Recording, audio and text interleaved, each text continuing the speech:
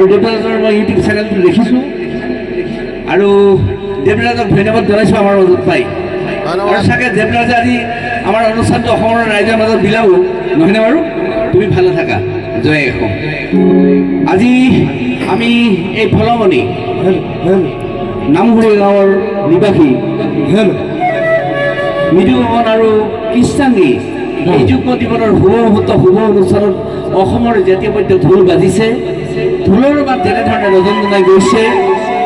মৃদুপৱন আৰু কৃষ্ণাংগীৰ আহি থকা দিনবিলাকো যাতে সুখৰ সুমধুৰ হয় আৰু ঢোলৰ মাতৰ দৰে সুমধুৰ হয়, এই আমি কামনা কৰিলোঁ। আৰু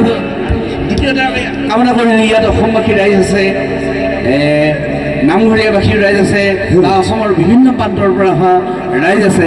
সকলো ৰাইজকে আমি ওলগ জনাইছোঁ, ধন্যবাদ জনাইছোঁ। আপোনালোক ভালে থাকক, সদায় অসমীয়া হৈ থাকক আৰু আপোনালোক ভালে থাকিলে থাকে আমি কৃষ্টিৰ সাধকখিনি জীয়াই থাকিম আপোনালোকৰ মৰম আৰু আশীৰ্বাদত। এটি কি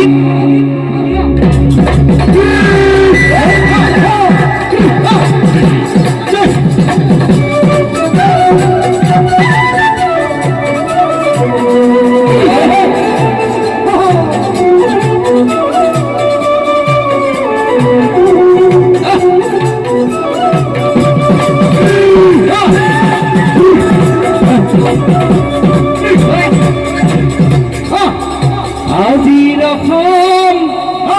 আগৰ অসম নহয়, আজিৰ অসম আগৰ অসম,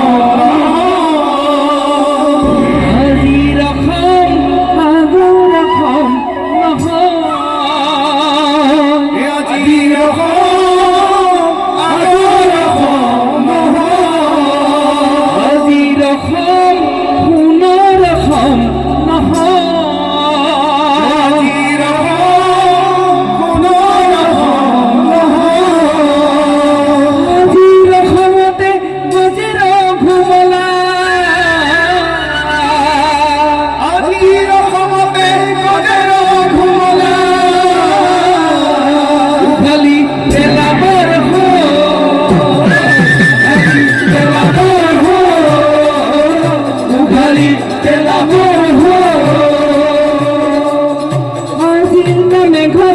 বন্তি জ্বলা নাই, আজিৰ নামে ঘৰত তবাকাৰ বজা নাই, আজিৰ নামে ঘৰত বন্তি জ্বলা নাই, আজিৰ নামে ঘৰত তবাকাৰ বজা নাই। জাতিৰ কৃষ্টি আদি কতে নুহেৰা, কৃষ্টি আদি কতে নুহেৰা, কতে নুহেৰাই, কতে নুহেৰাই। জাতিৰ কৃষ্টিক আমি হেৰাই যাবলৈ নিদিওঁ। জাতিৰ কৃষ্টি হেৰা যায়, ভাষা হেৰা যায়, তেতিয়া অসমীয়াৰ অস্তিত্ব নাথাকিব। আমি সদায় অসমীয়াই সংজ্ঞা বিচাৰি বিচাৰি বিচাৰি বিচাৰি সংজ্ঞাই ভাগৰি পৰিম। আজিৰ নামে ঘৰত বন্তি জ্বলা নাই, আজিৰ নামে ঘৰত তবাকাৰ বজা নাই, আজিৰ নামে ঘৰত বন্তি জ্বলা নাই, আজিৰ নামে ঘৰত তবাকাৰ বজা নাই। জাতিৰ কৃষ্টি আজি কতে নুহেৰা, জাতিৰ কৃষ্টি আজি কতে নুহেৰা, কতে নুহেৰাই, কতে নুহেৰাই,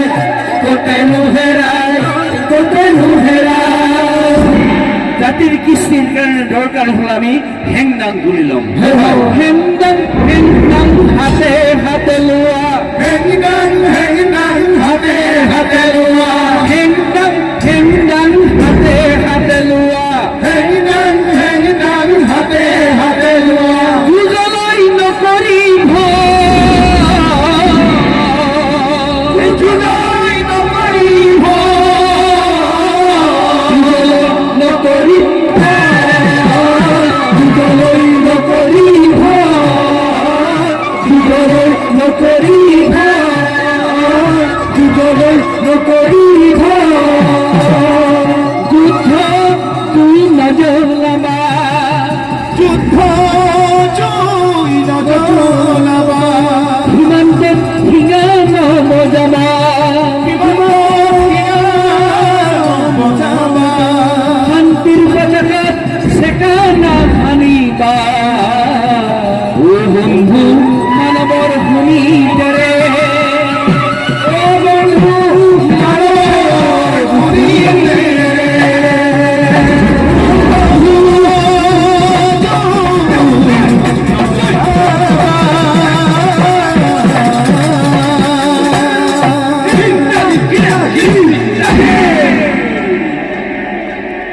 গতিকে আমি মানৱৰ খেলিদৰে ফাকো নেখেলোঁ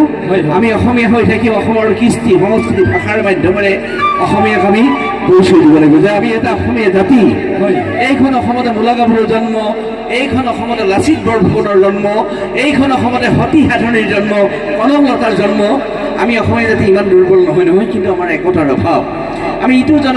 জনগোষ্ঠী হিংসা কৰোঁ ইটো জনগোষ্ঠীৰ ওপৰলৈ যাবলৈ নিদিওঁ আৰু এইবিলাক চাগে কেন্দ্ৰীয় চৰকাৰ অসম চৰকাৰে সকলো সুযোগ গ্ৰহণ কৰিছে আমাক ব্যৱহাৰ কৰি আছে তেতিয়া আমি অসমত বসবাস কৰা প্ৰত্যেকজন খিলঞ্জীয়া যিয়ে নহওক আমি অসমীয়াই তেতিয়া অসমৰ কাৰণে একত্ৰিতভাৱে মাত্ৰা দিম তেতিয়া তাকে অসমীয়া সদায় অসমীয়া হৈ থাকিব ধন্যবাদ জয় অসম হয়নে বাৰু মিছা কৈছোঁ নেকি হয়নে মই এতিয়া এখন ঢোলৰ হাত বজাম কি হাত বজাম বাৰু গগনা হাতখনত বজাম দেই গগনা কি গম পাইছে নাই গগনা বিহুৱতীয়ে বজায় বিহুৱাই বজায় গগনাখন চিনি পায়নে বিহুত যে গগনা বাজে এই গগনাখননো বিহুলৈ কেনেকৈ আহিলে তাৰ কাহিনী আছে এতিয়া মই জন্ম বুলি গাম আৰু গগনা হাতেৰে ৰাইজক লগ জনাম ভক্তি ভাৱে জনাম নধৰিব জন্ম কথা গাই যামে তিয়া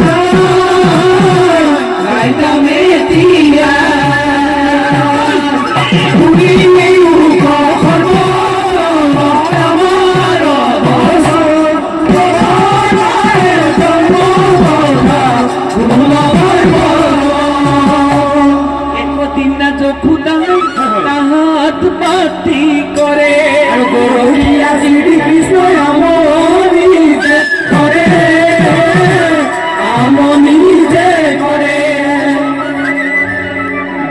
তোমার সোনা কৃষ্ণই সুর করি নিলে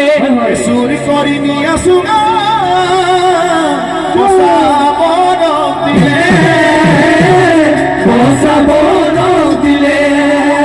বসাবরে সোনা পাই কমনা বনালে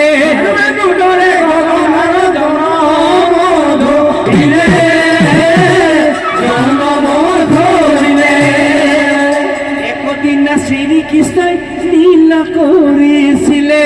এদিন আগো গনা পাইত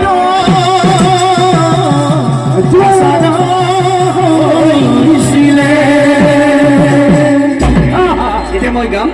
আগলি বাহৰে লাহৰি গগনা চতুৰো চিনাকি লাগে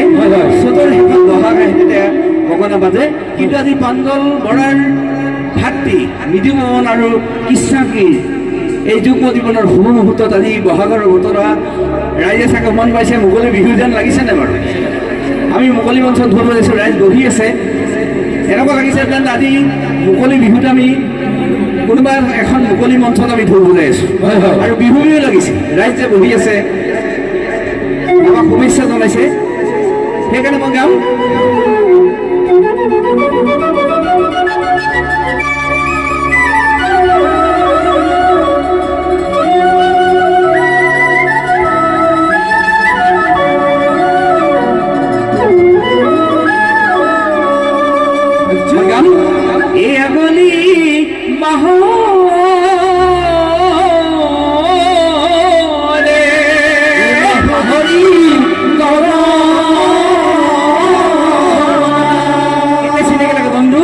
সততে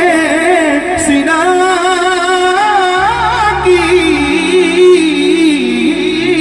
লাগে আগলি বাহৰে লাহৰি গগনা চতুৰে চিনাকি লাগে ঢোলত গাইছোঁ কবি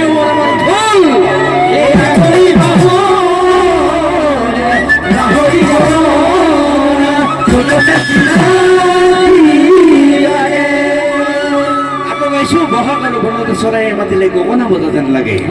এই বহাগৰ মন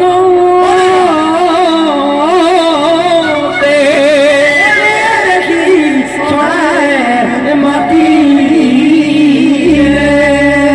বজা যেন লাগে বন্ধু গগনা বজা লাগে চৰাই মাতিলে গগনা বজা যেন লাগে ঢোলত গাইছোঁ কবি অমৰ ঢোল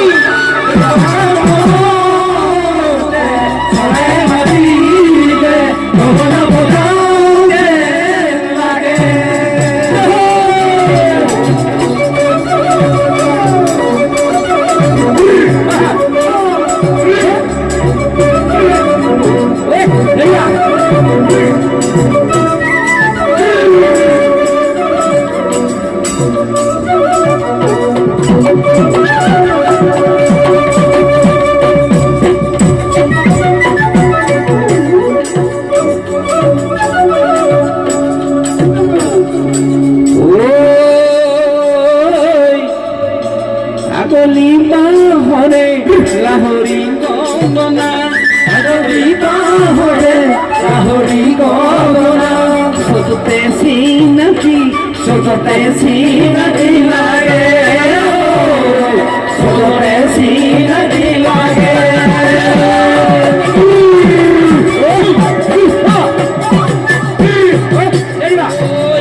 গগনাৰণী গগনা পুৰণি গগনাৰণী গগনা পুৰণি গগনা কিহেৰে পায় গগনা কি হেৰে ফালে দু সাথী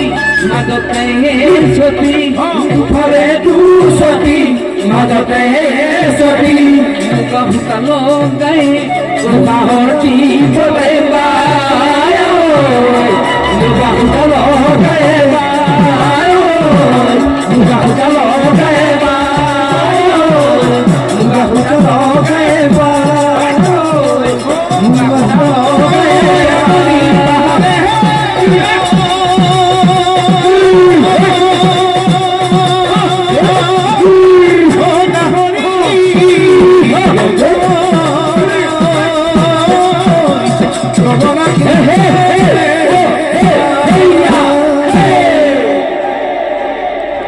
গগনা হাতৰ পালচকেইটা বজাম মই মুখেৰে কম ঢোলৰ বজাম গুগুটি গগনা গুগুটি গগনা গুগুটি গগনা খি গুগুটি গগনা গুগুটি গগনা গুগুটি গগনা গুগুটি গগনা গুগুটি গগনা গুগুটি গগনা খি গুগুটি গগনা গুগুটি গগনা গুগুটি গগনা দ্বিতীয় পালচটো বজাইছো দ্বিতীয় শব্দকেইটা কৈছো ৰিত থালো থালো গগনা বজাও থালো থালো গগনা বজাও ৰিত থালো থালো গগনা বজাও থালো থালো গগনা বজাও থালো থালো গগনা বজাও থালো থালো গগনা বজাও আমাৰ মাৰ নাম আছিল হেম আমাকে বটিম গুণাত সেইকাৰণে বিহু বতৰত আমাৰ সুধিছিলো হেম বল বৌ গগনা বজাবৰ হলনে ন গগনা বজাবৰ হলনে ন আমাৰ পিংকু বৰাৰ মাকৰ নাম আছিল চেনী হয় বৰ বিঘা সেইকাৰণে বিহু বতৰত পিংকুৰ মাকক মাতিছো বৌ চেনী হয় গগনা বজাম কেনি বৌ চেনী গগনা বজাম কেনি গগনা বজাম কেনি আমাৰ জিতুৰ মাকে ক'লে বোলে ৰৈ নাথাকিবি ল'ৰাহঁত বিহু পালেহি বজা বজা বজা বজা গগনা বজা এই বজা বজা বজা বজা গগনা বজা বজা বজা বজা বজা গগনা বজা বজা বজা বজা বজা গগনা বজা বজা বজা বজা বজা গগনা বজা বজা বজা বজা বজা গগনা বজা গুগুটি গগনা গুগুটি গগনা গুগুটি গগনা গুগুটি গগনা গুগুটি গগনা গুগুটি গগনা কেনেকুৱা লাগিলে ৰাইজ আমাৰ পাইছে নেকি হয় হয় ভাল লাগিছে নে গগনা বুজি পালানে পাইছে এতিয়া যাদৱ বৰা আমাৰ মোৰ সতীৰ্থ যাদৱ বৰা এখন আঁচনি দিব আমাৰ মৃদু পৱন আৰু কৃষ্ণাংগীলৈ যাদৱ আহিব লাগে যাদৱ তাৰপিছত আমি বিহু গাম বৰ্তমান যুগৰ বিহু আৰু সকলো ৰাইজে সহযোগ কৰিব